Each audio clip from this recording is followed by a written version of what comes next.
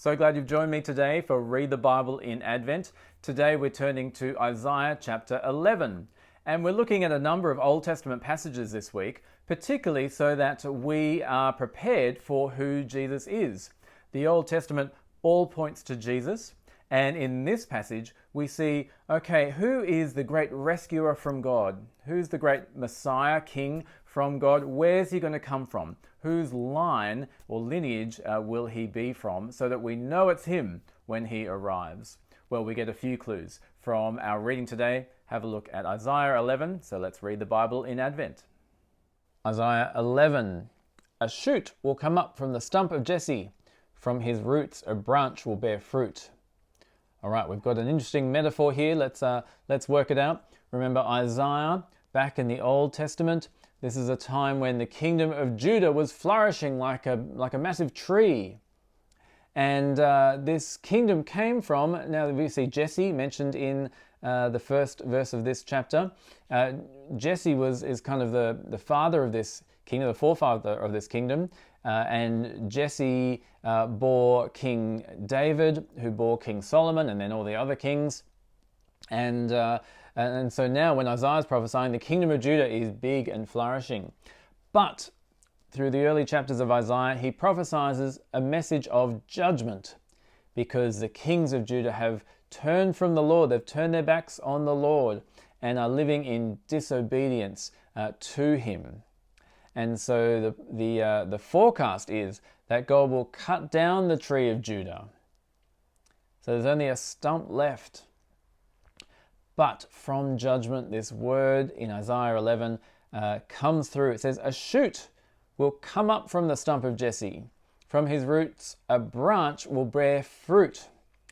And so there will be life coming out of what looks like a dead stump. Life will come, new life will come, a new king will come, again from the line of Jesse. And what type of king will this new branch be? Well, let's go on in Isaiah 11.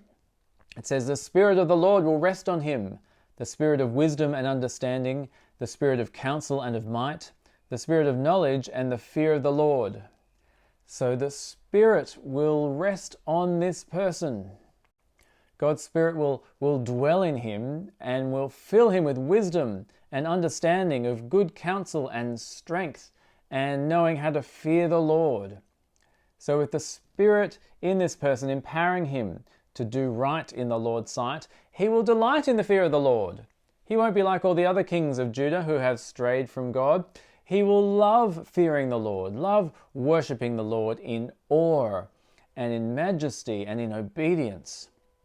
And what will it mean? What will it look like for him to fear the Lord? How will that play out?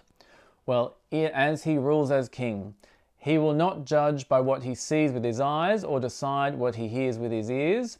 Then he won't just use his perception, but with righteousness he will judge the needy. With justice he will give decisions for the poor of the earth. He will strike the earth with the rod of his mouth. With the breath of his lips he will slay the wicked. So unlike the kings of Judah who abused the poor, this king will bring righteousness to the needy and justice for the poor.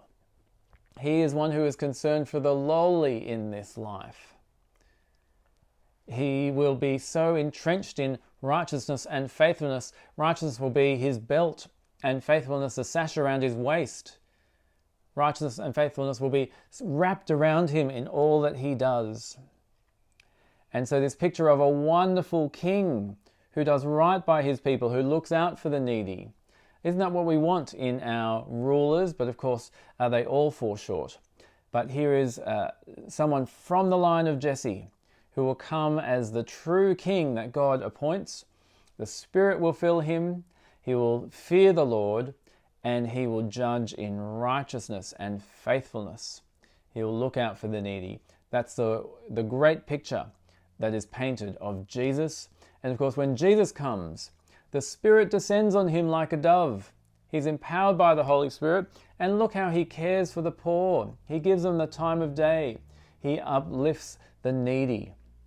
And so this is the King whom we follow when we put our trust in Jesus, and particularly at our at our lowly times, our poor in spirit times, we know that we have a King who judges rightly, who fills us with faithfulness and loves us and is committed to us.